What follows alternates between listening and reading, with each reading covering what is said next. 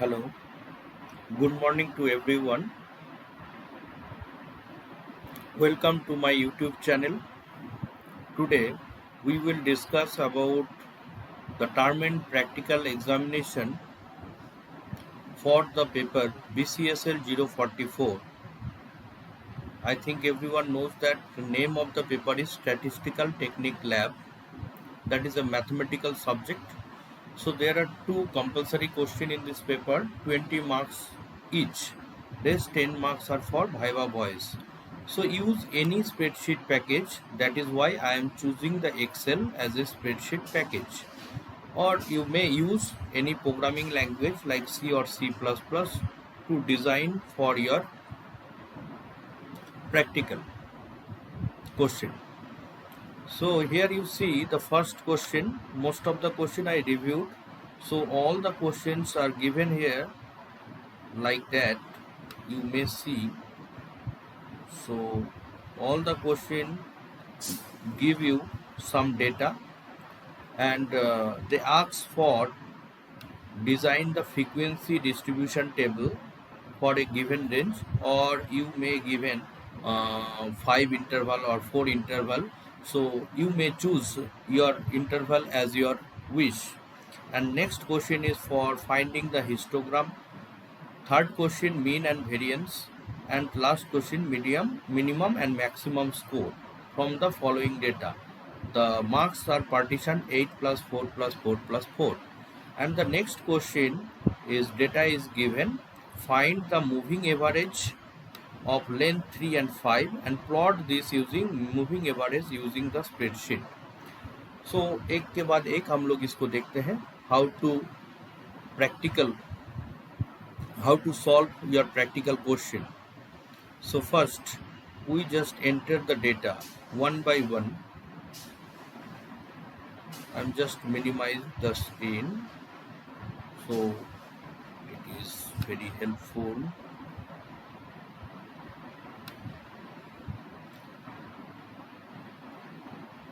Please like our video and subscribe our channel for getting more update.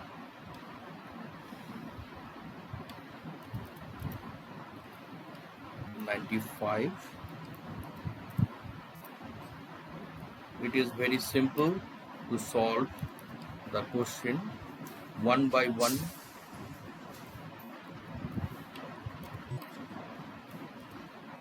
$180, $125, $90, $117. First of all, type all the data one by one. 85, 135, 160, 77, 89, 129, 149 and 101. So next task is design the frequency distribution table. The range is already given. If not given, please design by focusing the interval, say 5 interval or 4 interval, 0 to 25, 26 to 50. So I am just drag, इसको थोड़ा drag कर दें क्योंकि last कितना limit तक लेना है 200 तक जो भी क्वेश्चन पेपर में बोला गया है. तो ऑटोमेटिकली ये 51, इसमें एक गैप हो गया है 50 और 51, मतलब एक क्लास का अपर लिमिट जो 50 है, नेक्स्ट क्लास का लोअर लिमिट 51 है. एक गैप जो है नहीं रहना चाहिए. इसको हम लोग बोलते हैं lower limit of the class,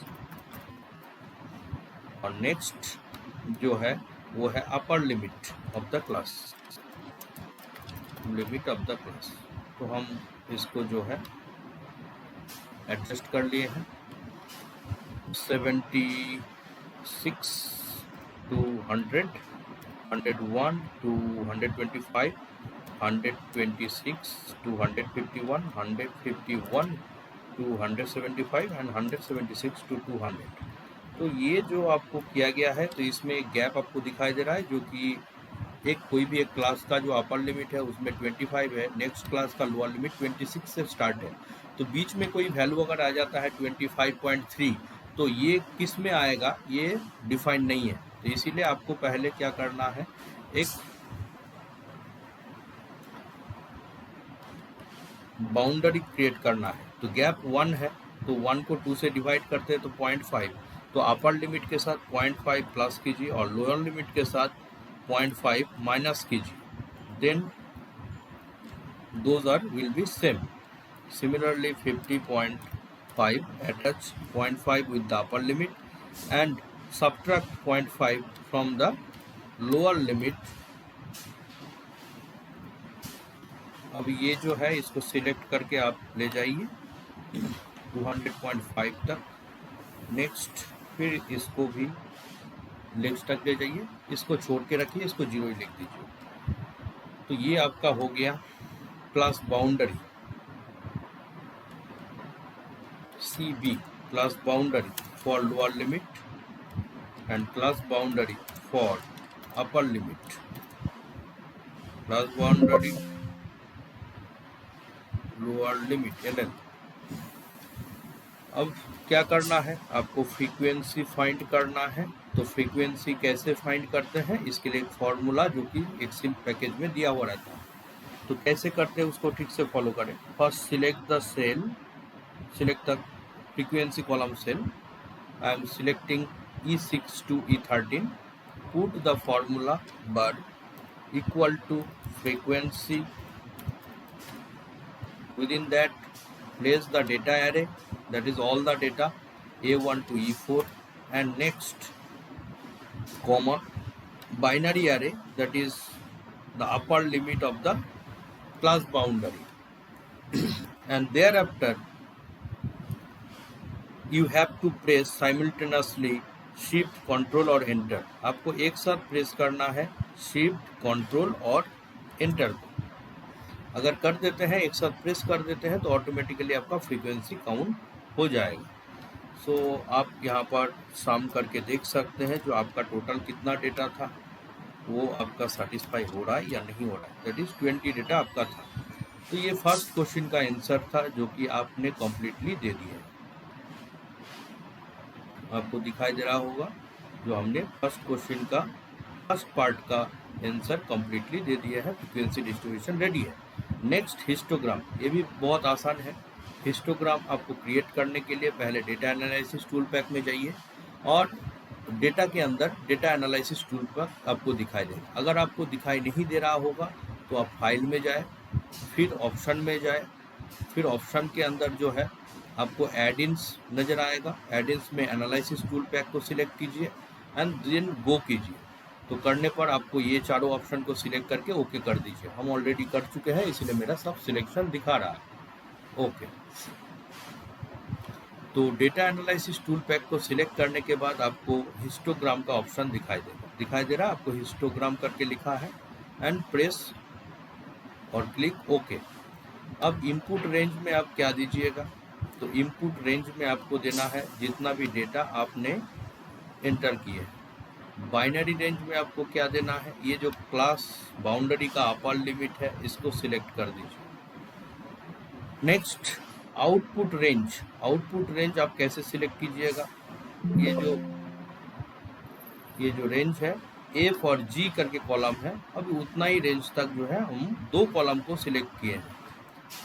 करने के बाद नीचे आपको दिखाई दे रहा होगा चार्ट आउटपुट, इसको सिलेक्ट करें, उसके बाद आप ओके करें। तो 4 एक्टिविटी करना है। इनपुट रेंज में वैल्यू डालना है जितना डेटा है, बिन रेंज में मतलब आपको क्लास बाउंड्री का अपर लिमिट देना है, आउटपुट रेंज जो कि F5 से लेकर G13 तक हमने सिलेक्ट किए, उसके बाद चार्ट आउटपुट में चेकआउट कर दीजिए एंड ओके कर दीजिए।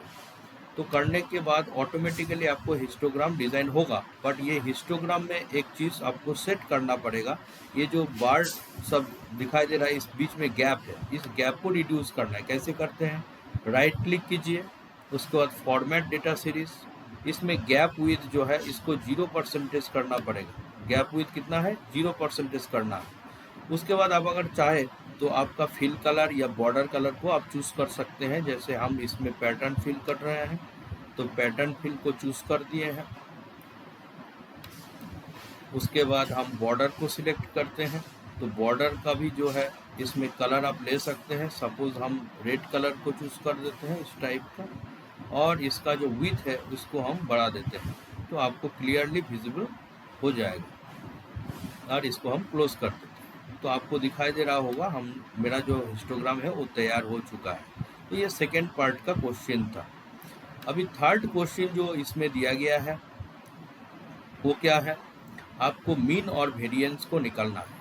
मीन और वेरिएंस आप कैसे निकालिएगा, तो मेरा ये डेटा है, इसमें सपोज हम लिख देते हैं मीन और इसमें लिख देते हैं वेरिएंस, दो सेल को सिलेक्ट करके। मीन के लिए फॉर्मूला हम यूज़ करते हैं equal to A B average, select करके जितना वैल्यू है उसको आप एक साथ करके पैरेंथेसिस को क्लोज कर दीजिए, उसके बाद इसको एंटर कर दें तो आपको मीन वैल्यू दिखाई देगा। सिमिलरली वेरिएंस निकालने के लिए फॉर्मूला क्या है, भैर। यहाँ पर भैर का बहुत सारा ऑप्शन है, तो भैर डॉट पी मतलब पॉपुलेशन का, भैर डॉट एस फॉर सैंपल। तो यहाँ पर हम लोग भैर डॉट पी करेंगे क्योंकि मेरा होल डेटा यहाँ पर है, कोई सैंपल नहीं है, पॉपुलेशन वैल्यू है। तो इसको सिलेक्ट करने के बाद आप इंटर कर दें तो मीन और वेरिएंस का वैल्यू भी आपको दिखाई दे रहा होगा। लास्ट क्वेश्चन था फाइंडिंग द मिनिमम वैल्यू। तो मिनिमम वैल्यू फाइंड करने के लिए लिखिए मीन, नेक्स्ट सेल में इक्वल टू, फॉर्मूला क्या है mean, same, select all the values and then closing parenthesis enter. So it will display the minimum value. Similarly maximum value, that is equal to max, select all the datas, closing parenthesis and enter. So all is done for the first question. First we design the frequency distribution table, thereafter we design the histogram, and thereafter finding the mean value, variance and mean value, variance, and thereafter minimum value and maximum value by using the formula. जैसे कि आपको यहाँ पर formula दिखाई दे रहा होगा, average, भैर डॉट पी, वेरिएंस निकालने के लिए मीन, मैक्स। कभी कभी अगर मीडियम वैल्यू निकालने के लिए कहा जाएगा तो इक्वल टू आप टाइप कर दें मीडियन, और उसके बाद फिर से आप सिलेक्ट करें सेल सब को, तो मीडियन का वैल्यू भी सेम वे में कैलकुलेट हो जाएगा, बट मीडियन के लिए फॉर्मूला मीडियन ही है। Okay, go to the next question, consider the following data of sale, जैसे कि जिसमें बोले हैं मूविंग एवरेज को फाइंड करने के लिए। जैसे शीट 1 में मेरा फर्स्ट क्वेश्चन तैयार है, तो प्लस नीचे जो सिंबल है उसमें क्लिक करके हम सेकेंड शीट को लेते हैं। आप सेकेंड शीट भी ले सकते हैं, या मान के चलिए दूसरा भी स्प्रेडशीट ओपन कर सकते हैं। तो हम ये डेटा जो है इसको टाइप कर लेते हैं, डेटा एंड सेल्स। तो पहले जो है मंडे, तो मंडे से लेकर कितना दूर तक है, मंडे से लेकर संडे तक है, तो 7 डेज का डेटा इसमें दिया है, हम ड्रैग कर दिए हैं, तो दैट इज ए डे। अब सेल क्या है, 500 एंटर कीजिए, 420 एंटर कीजिए, 360 वो भी एंटर करें, 410, 450, 510, 520। एक बार वेरीफाई कर लीजिए मेरा डेटा जो है वो एंटर क्वेश्चन के हिसाब से सही है या नहीं। अब ये जो है मूविंग एवरेज लेंथ कितना के लिए करना है, एक 3 के लिए करना है और एक लेंथ 5 के लिए करना है, तो 2 कॉलम में हम हेडर को कर दिए हैं। अब इसके लिए फिर से आपको डेटा एनालिसिस, जैसे कि मेरा डेटा टैब के अंदर डेटा एनालिसिस है, इसको फिर से सिलेक्ट करें और इसके अंदर जो है मूविंग एवरेज का ऑप्शन मिलेगा, इसको ओके करें।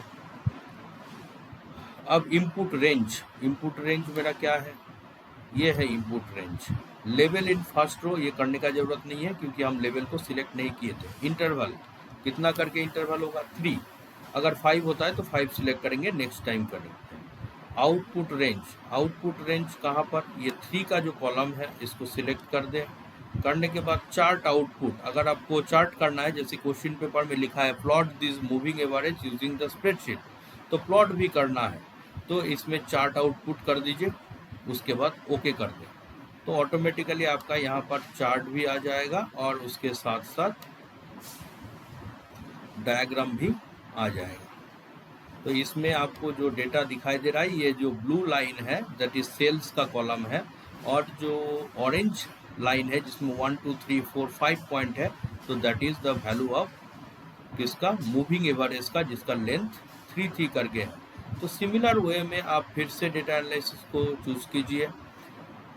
मूविंग एवरेज इनपुट रेंज सही है, सेम आप इंटरवल को 5 कर दीजिए, और आउटपुट का जो रेंज है उसको चेंज करके नेक्स्ट जो है कॉलम को सिलेक्ट कर दें, और चार्ट आउटपुट को टिक आउट करके ओके कर दें।